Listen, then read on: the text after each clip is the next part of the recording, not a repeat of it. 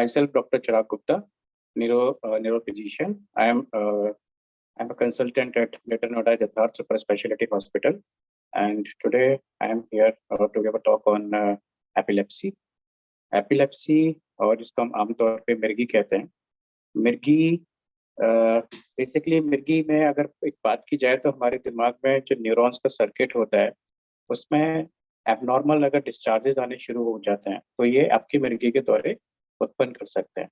अगर मैं एक लेमैन लैंग्वेज में बात करूं तो एक नॉर्मल वायर में अगर कहीं भी शॉर्ट सर्किटिंग स्टार्ट हो जाती है तो वो एक मिर्गी के दौरे स्टार्ट उत्पन्न कर सकते हैं।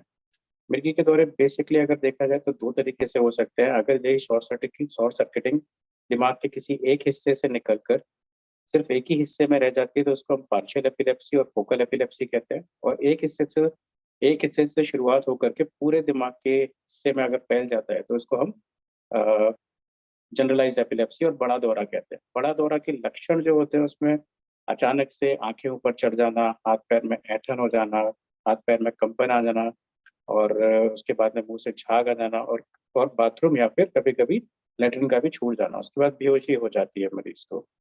तो बड़ा दौरा ज्यादातर अगर देखा जाए तो 1 से 2 मिनट के लिए रहता है, और 1 से 2 मिनट के बाद ये स्वतः ही समाप्त हो जाता है, अपने आप ही खत्म हो जाता है। अगर ये बड़ा दौरा 5 मिनट से ज्यादा अगर कंटिन्यूड रहता है तो उस टाइम पर ये इमरजेंसी है, तब आपको किसी हॉस्पिटल में तुरंत लेकर के जाना चाहिए।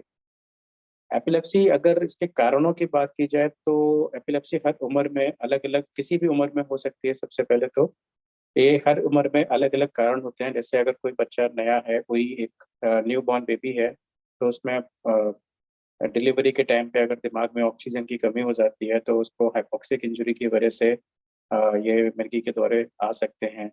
इन्फेक्शंस बहुत कॉमन है इंडिया में, ट्यूबरक्लोसिस, न्यूरोसिस्टिक सर्कोसिस, जिसको हम दिमाग में कीड़ा कहते हैं, वो अगर हो जाता है तो वो एपिलेप्सी के कारण बन सकते हैं। एल्डरली पेशेंट में स्ट्रोक, पैरालिसिस का अटैक या फिर ट्यूमर्स और मैलिग्नेंसीज, ये बहुत कॉमन कारण होते हैं एल्डरली पेशेंट्स में मिर्गी के दौरे होने के लिए। इनके जो एक अगर देखा जाए कि ओवरऑल कितना इंडिया में अगर देखा जाए कि कितने मिर्गी के दौरे कितने लोगों को है, तो आमतौर पे कहा जाता है कि 100 में से 1 पेशेंट को मिर्गी का दौरा होता है। मतलब 100 लोगों में से एक को एपिलेप्सी की शिकायत होती है। तो इंडिया की अगर ग्रॉसली पॉपुलेशन के हिसाब से देखा जाए तो 1 से 1.5 करोड़ के आसपास के पेशेंट्स को मिर्गी की एपिलेप्सी की प्रॉब्लम होती है।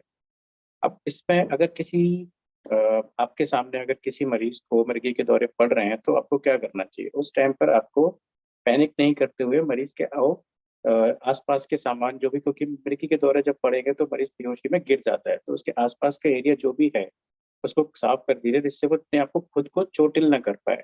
प्लस मिर्गी के दौरे जो हाथ पैर में ऐंठन है उसको रोकने की कोशिश ना करें।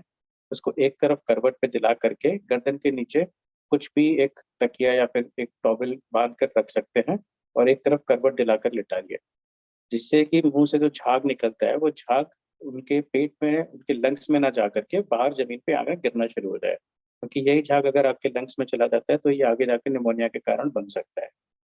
मिर्गी के दौरे को रोकने की कोशिश ना करें। और इस मिर्गी के दौरे में आपको कोई भी ये एक धारणा रहती है कि हम चप्पल अगर कोई जूता सुंघा देते हैं या फिर प्याज अगर सुंघा दी जाती है या फिर हाथ में कोई चाबी दे देते हैं तो मिर्गी का दौरा खत्म जल्दी हो जाता है।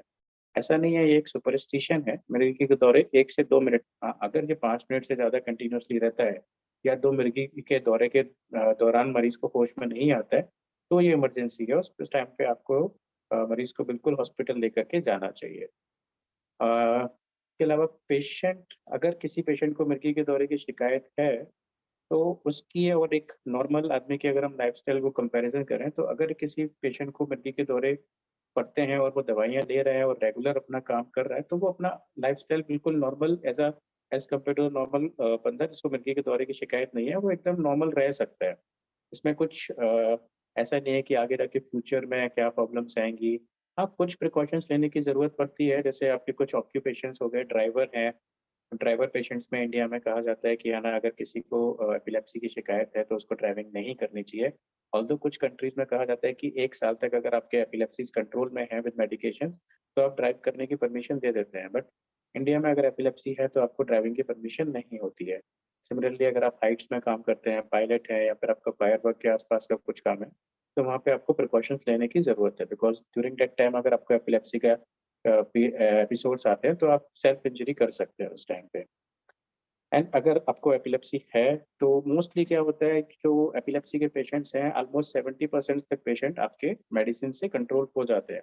उसमें 50% सिंगल मेडिसिन पे कंट्रोल हो जाते हैं, रेस्ट जो 20% है, वो आपके 2 मेडिसिन से 3 मेडिसिन पे कंट्रोल हो जाते हैं। ओनली 30% पेशेंट्स हैं जो थोड़े से रिफ्रैक्टरी होते हैं, जिनको कंट्रोल करना थोड़ा मुश्किल होता है। उसमें मल्टीपल मेडिकेशंस या फिर आपकी सर्जरीज़ भी एडवाइस करते हैं, राइट?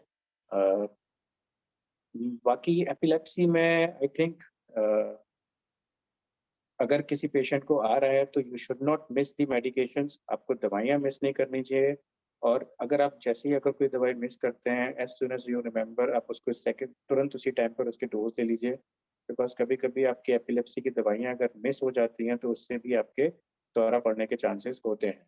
और अपने फिजिशियन से, अपने न्यूरो फिजिशियन से आप रेगुलर कॉन्टैक्ट में रहिए, जिससे कि आपके वो एक कोर्स रहता है। अब ड्यूरेशन ऑफ ट्रीटमेंट कितना यूजुअली हम जो बोलते हैं, ऐसा कहते हैं कि अगर मिनिमम 2 इयर्स और 3 इयर्स अगर किसी पेशेंट को सीज़र नहीं आता है, तो हम उसकी मेडिसिन्स को ग्रेजुअली विथड्रॉ कर सकते हैं, चांसेस देने के चांसेस होते हैं। ऑलमोस्ट 70% पेशेंट में हम विथड्रॉ कर सकते हैं, अगर किसी पेशेंट को 2 साल या 3 साल तक एपिलेप्सीज़ नहीं है।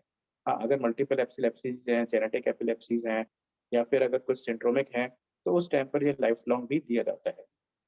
अ, रेस्ट अगर patient with epilepsy almost normal life span है, वो एक अगर एपिलेप्सिस कंट्रोल में है, तो वो उनकी मैरिड लाइफ भी बिल्कुल नॉर्मल आप रह सकते हैं। इसमें फर्दर कुछ एडिशनल उसकी ज़रूरत नहीं होती है, बट अपनी मेडिकेशंस के लिए कंप्लायंस हमेशा बहुत वो बहुत सबसे ज़्यादा ज़रूरी होती है। Thank you.